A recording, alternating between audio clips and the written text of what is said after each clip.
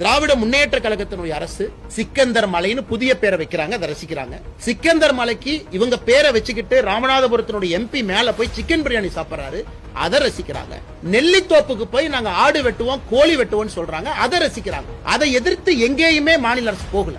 அதை எதிர்த்து டிவோட்டிஸ் போனாங்க. அதை எதிர்த்து இந்து மதத்தை நம்பிக்கையாக வழிபடக்கூடிய டிவோட்டி போறாங்க. எப்பங்க?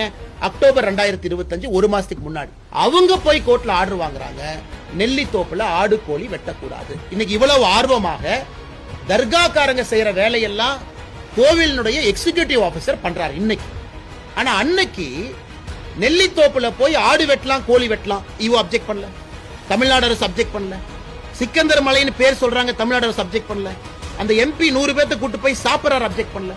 அன்னைக்கு எங்கேயுமே அப்செக்ட் பண்ணாதவங்க அன்னைக்கு அந்த நீதி அரசனுடைய தீர்ப்பும் கூட அதையும் குறிப்பிட்டிருக்கிறார். அப்படி இருக்கும் பொழுது ஒருதலை பட்சமாக தமிழகத்துல இந்து மதத்தை நம்பக்கூடிய பக்தர்களுக்கு எதிராக மிக முக்கியமாக அப்பீஸ்மெண்ட் பாலிடிக்ஸ் உச்சபட்சமான ஒரு அரசியலை திராவிட முன்னேற்ற கழகத்தினுடைய அரசு செய்யறாங்க.